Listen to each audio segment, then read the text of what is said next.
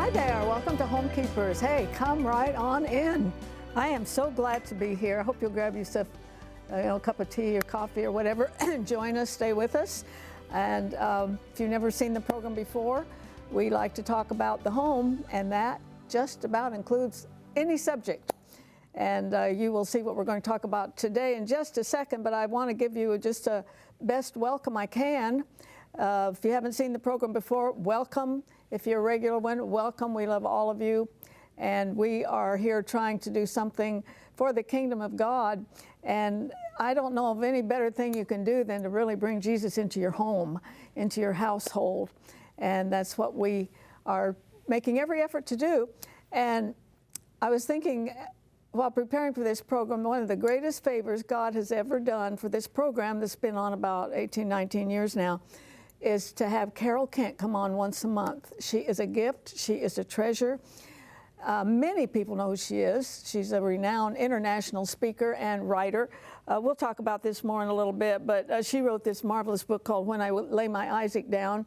I'm sure thousands of people have it.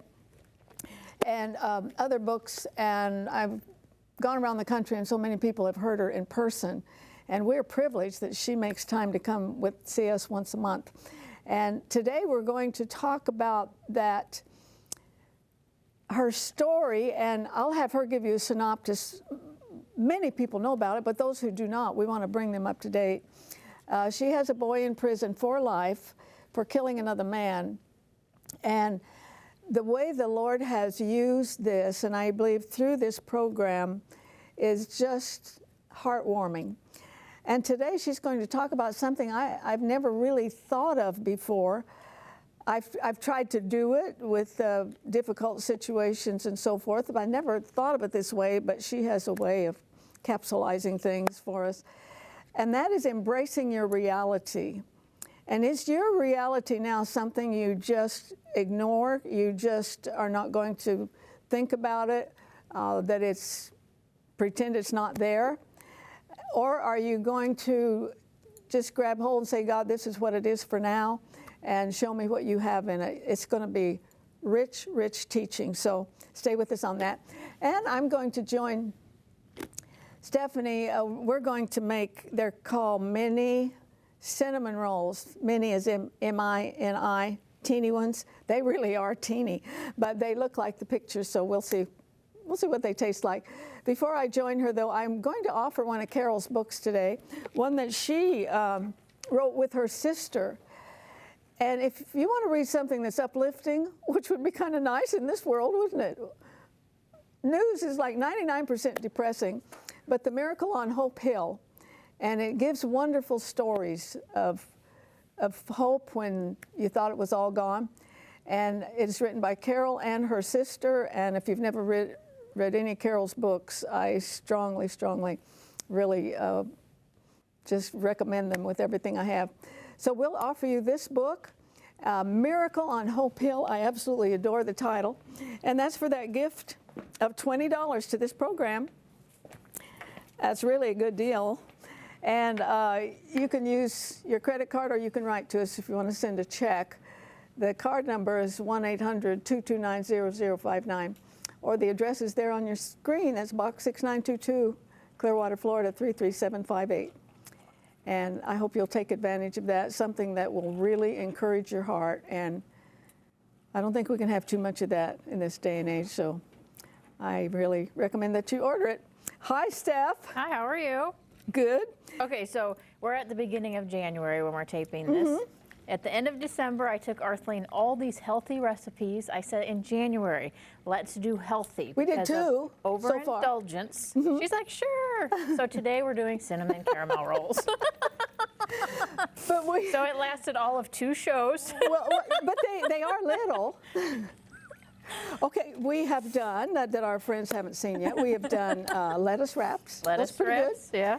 And that garbanzo bean thing that didn't mash quite good, but it really tasted really good. Yeah. Okay, we'll get some more. I promise. I promise. Okay, so you're going to spray a 9-inch pie pan, and you have sugar and cinnamon here. You're going to mix it together. Mm-hmm. And then here I have 1/3 of a cup of butter. Mm-hmm. I have 1/3 of a cup of brown sugar. And I'm going to melt that down. I'm going to put some 2 tablespoons of corn syrup, and I'm going to put some milk in here. Yeah, and if you want to send us some healthy recipes, we've got some in the pipeline. Yes, please send them. I've had a couple people offered diabetic. I want any diabetic recipes that you have. We would love to have those. Diabetes is a scourge. Yes. It's an epidemic. Okay, so what you're going to do is you're going to mix that sugar and that cinnamon together. I don't know, this is too hard. And then what I have here are just crescent rolls. Let me move this. I have crescent rolls, just store-bought crescent rolls that I rolled out. And then I just pinched all of the seams together. Okay, so it's just one piece, and you're just going to sprinkle that all around. Okay, I probably won't use all of it. It looks like a lot. Oh, no, you will. Use it all. I did this morning, trust me. Oh. Do it, do it, do it. Just do it good. Well, I'm good at taking orders. All the way, yep. So you sprayed this pan, and you sprayed it good. Did you go over the sink? No, I didn't. No. I sprayed it right out there where everybody can fall in it. Okay. I keep forgetting. So we're just going to let this cook for a minute until it just all gets yummy and gooey. And these are called mini caramel rolls, not mini cinnamon rolls. Oh, okay. Oh, okay. They are so tiny. So Okay, so the pan is sprayed. I'm going to pour this yummy goodness right in. you know what I would add to that is some chopped up walnuts. Oh, that would be delicious. I would do that. Okay, so pardon me. So we have it long ways, and we're just going to roll it up as tight as possible, but it's pretty sticky, so. They're so cute. They're very, very, very tiny. Yeah, it will help. At least if you only eat a couple, it will help you with portion control. If you just eat the whole pan, then it doesn't help with portion control. That's a big problem in America. Anytime I go to a restaurant, I'm not kidding you, I always get 2 meals out of it. I say, okay, get me my doggy bag because I'm going to take this home. Yeah, see, here's my thing. I'm trying not to wait till I'm starving to eat, because if I'm starving, I just inhale the whole meal and I don't enjoy it. And then So what are you doing? I'm trying to eat a little more like 5 little tiny meals. Yeah. Instead of wait until I get home and then I eat everything in the kitchen before dinner. Yeah. We need to send the camera home. No. I don't want to watch that.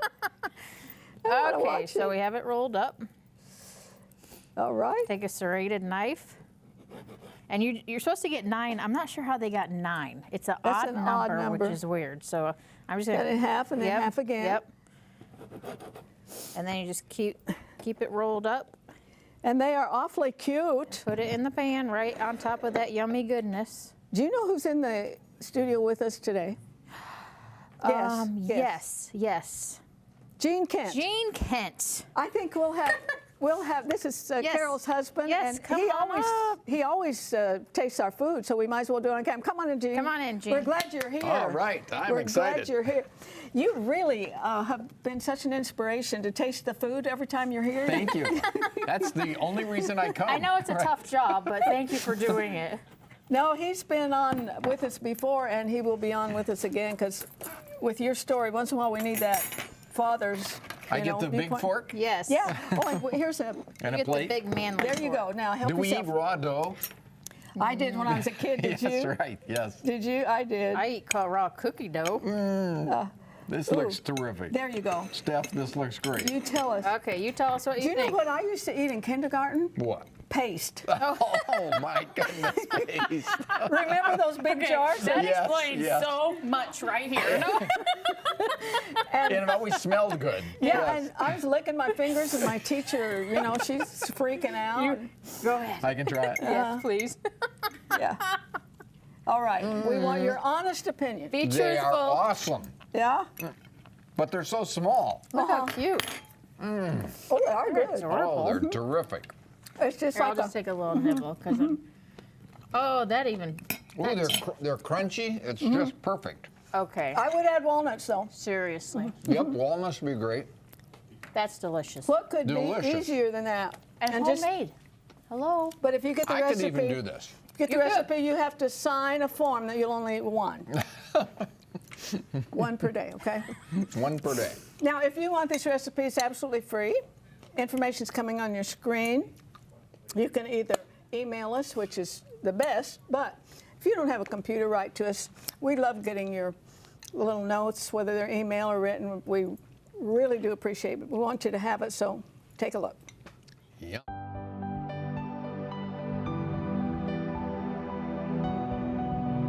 If you would like a copy of today's recipe, just write to the address on your screen, or you can email your request to arthelene@rippy.org.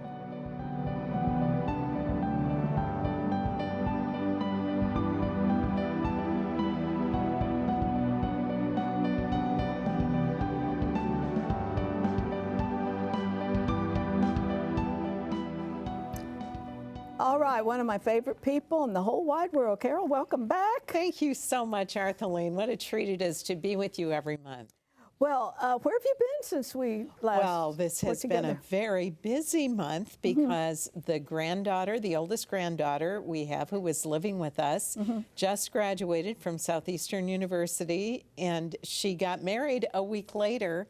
And the marriage was in Banff, Alberta, Canada. So we have really been major travelers to the Canadian Rockies. Was it cold there? Was it cold there? I think Stupid one question. sign said 12 below zero. Another day it was 9 below zero. It was freezing cold, but pristine wilderness. Yeah. And Banff is also a national park. And so we went on a sleigh ride one day. If you're in the what snow, fun. you might as well go on a sleigh ride. We saw 30 elk, and then we saw a moose. And then we saw his wife. Well, I call it his wife. We hope. Maybe it's one of his wives. I don't know. We don't know that much about the moose But personality. It was so comical because we were in a restaurant and asked about the moose, and they said that always in the fall, the female moose get pregnant, and then they have their babies in the spring. And it was just fascinating. So we learned a lot. We had a great time. And of course, the wedding was like being married in a castle right out in the middle of those mountains. You can't get more Sounds beautiful perfect, than that. And God bless. Yeah, I used to speak in Canada a lot, and it is a beautiful nation. It is. It's got everything like the United States. It does. It's got prairies, it's got mountains, it's got beaches and all that. And wonderful people. Oh, yes. I always enjoyed working and speaking to the Canadians. They're our best friends as yes, Americans. they are. Yeah. And Jean and I used to live in Port Huron, Michigan. Oh, yeah? Right across the river Canadian from border. Sarnia, Ontario, Canada. So for many years, I've spoken in Canada probably 5 to 7 times a year. And that has become one of my favorite places to Yeah. travel. Warm-hearted people who love the Lord, and they're eager for personal and spiritual growth. And many of those people were extremely generous, kind, and compassionate to Jean and me when our son was arrested. Well, that means a lot. So if any of you good people from Canada, you might be in the United States right now, or you're watching Canada, we love you. Absolutely, you're our friends, and we do not take that lightly. This subject today really grabbed me. But before we get into it, I really always have to remember that there are viewers that do not know your story. So if you could give them a synopsis of it, and then that'll be the springboard to embracing your reality, because this is a reality you never wanted to embrace. Oh, my. Well, Arthelene, I often think to myself that there are things that happen that we never anticipate will come to our lives, tragedies, crises, accidents. And we got a middle-of-the-night phone call telling us that our only child, a son, a graduate of the U.S. Naval Academy, had been arrested for the murder of his wife's first husband. There had been multiple allegations of abuse involving the 2 stepdaughters of our son, Jason, as well as his wife. And we realized later that Jason had really unraveled spiritually, emotionally, mentally, as he began to be obsessed with his fear that this man, the father of the girls, was about to get unsupervised visitation. And as I look back on what happened in those first few days, I went through that period of disbelief. How could this happen? A lot of throwing up, I would think. Well, oh yes, nausea swept over me. You hit it right on the head. And anybody who's watching today who's been through a crisis knows there is a physical reaction in your body when that takes place. And so I remember just reeling, trying to get out of bed and not having having my legs hold my body and slumping to the floor. And we went through coming to grips with the fact that this had indeed happened, and we were now going to face our son's trial for first-degree murder. And what we did not know at that time is that it would take 2.5 years and that we would go through 7 postponements of his case before he finally was tried and eventually convicted of first-degree murder. And I, even this past week, thought back to being in the courtroom that week and realizing on Thursday that closing arguments were going to be read on Friday. And I remember sitting in that courtroom sobbing, anticipating what was about to happen, knowing our son had pulled the trigger. And he witnesses were everywhere. I mean, it wasn't a matter of had he done it or not. He did it. It was why he did it, what was the motivation for that. And then coming the next day and praying before everything started with our son's pastor and his wife, and just asking for God's mercy. We knew there would be a sentence. We just didn't know what the sentence would be. But he was convicted and sentenced to life without the possibility of parole. You know, when you think of a earthquake and the Richter scale, if 10 is the maximum, this is a 20. I had never been someone who was extremely emotional in terms of falling apart with bad news, and suddenly I just felt like everything was bigger than life. It's like your emotions are huge. You don't know if you'll be able to keep breathing. You don't know how you're going to live your life. In our case, because traveling in ministry, speaking and writing was our full-time ministry and livelihood, we didn't know if we would even be able to put bread on the table. And so we would wondered anybody if we want me? Yes. Could we pay our mortgage? Would we be able to afford the legal fees? How would we ever have a normal reality again? Never. It felt impossible. This is just so huge. And one of the things that's come out of that is a ministry for prisoners, families, and so forth. And that information is on the screen, the website, and we'll leave it up the rest of the program. I hope you'll write it down. I vouch for these people. Promise me. I said everybody's come through this network, and I know all the, the big names and all that. But these people are really real, and you can trust it. And also Speak Up for Hope ministers in little ways that really means so much to people. And so I want to make you aware of that, and we will from time to time when Carol's here. You're writing a book, I believe, and some of this is in it, Embrace Your Reality. And there's a long period of time where you're just totally in denial. Yes. I'm going to wake up, this is a bad dream, and all that. But can I read a little bit? Because it was a situation in a store that jarred you. It shocked me. And I wasn't being silent about what had happened, but how it happened and where it happened stunned me. Yeah, you were in a store. You had been on Dateline. I saw that.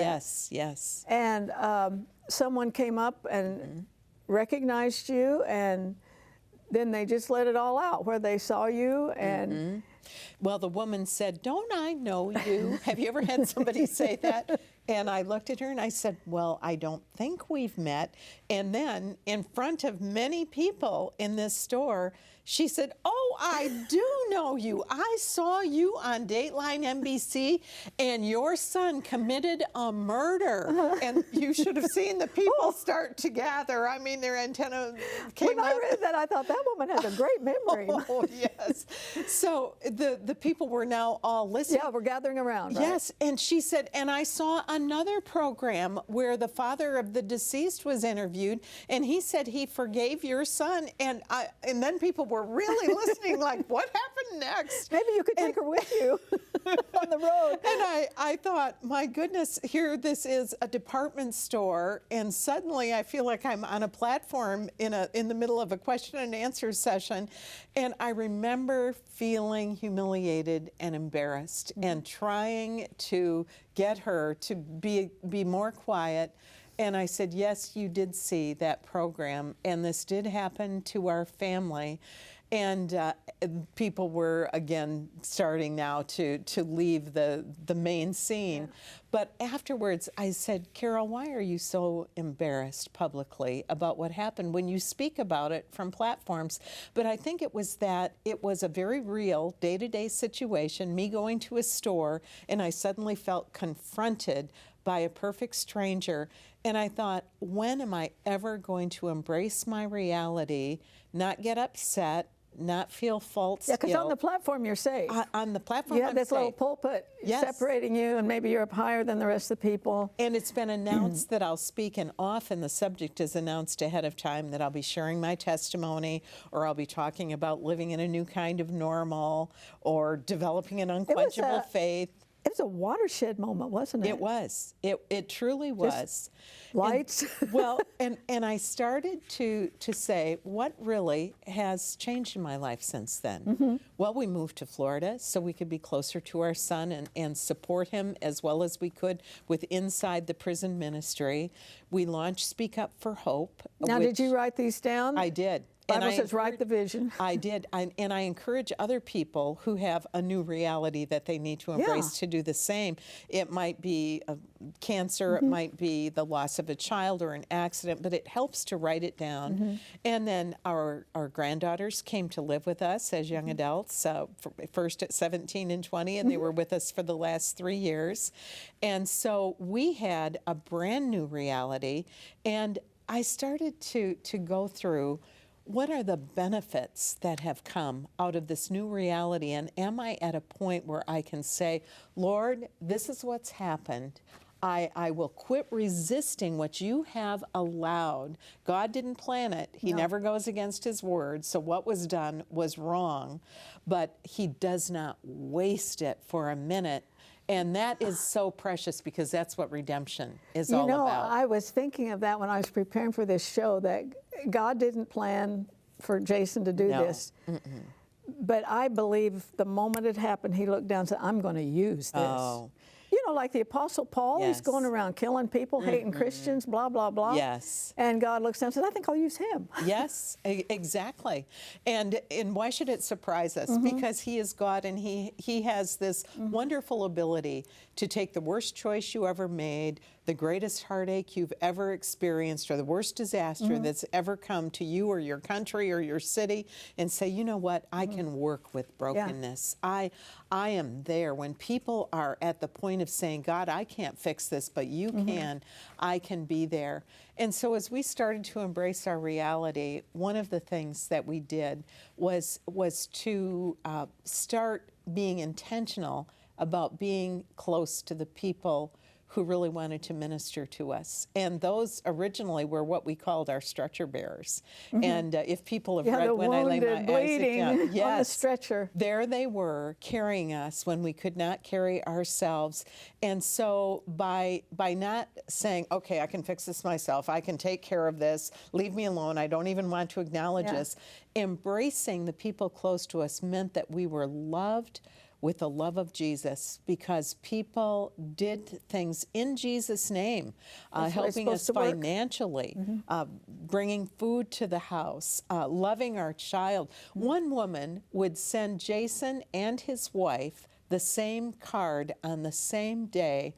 She said, this is one little thing that I can do. So if I send an encouragement card to one, the other one gets it too. What a simple thing, but what a beautiful thing. Yeah, it's not really rocket science. But Carol, I was just thinking of all those out there, maybe thousands watching us right now. They haven't embraced it. Oh. They haven't. They're going to ignore it and think it'll go away. Yes. When Jesus came to give abundant life, you know, in any kind of circumstance. There's a couple things here that you suggest, and we are running out of time. But you talk about discarding the guilt. Yes.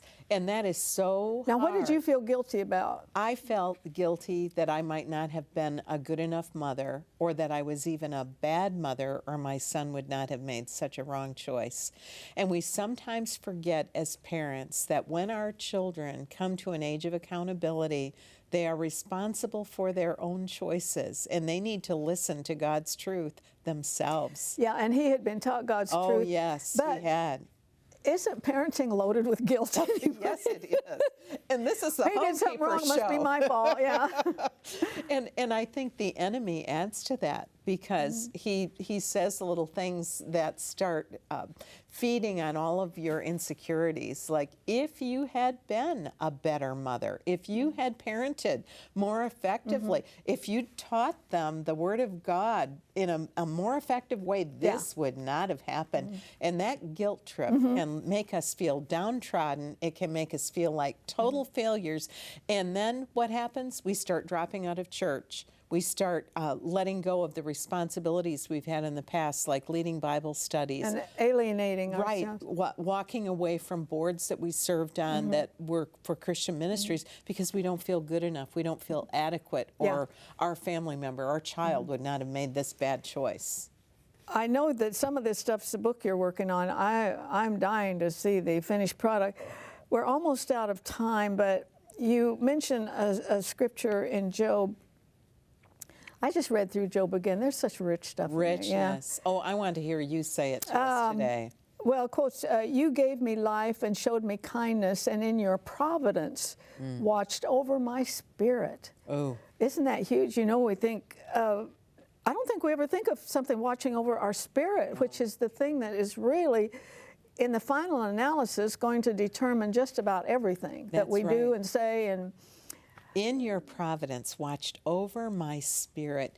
And to me, that speaks to God's love of us when we have a crushed spirit, and that he watches over us. And his spirit is so much more powerful than my spirit, and he can bring healing and fresh hope and renewed courage and the ability to stand up and face people even in department stores.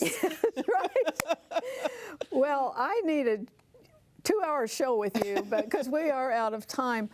But the next time she is on, it's going to be joined by her husband. And one thing I want to talk about on that program is, I've heard the term before, I want my life back. And I'm sure that Jean and Carol went through that one. They had a good life, and maybe we can talk about that a little bit the next time she's here. And it was good, and it was interrupted. It was just destroyed. It was devastated. And God had something new. So if you're wanting your life back, God might have something better and richer for you. We are out of time, but join me next time. Grab your teacup and remember, there's no higher calling than that of a homekeeper. God bless you. If you should miss a Homekeepers program, you can catch up by going to www.ctnonline.com.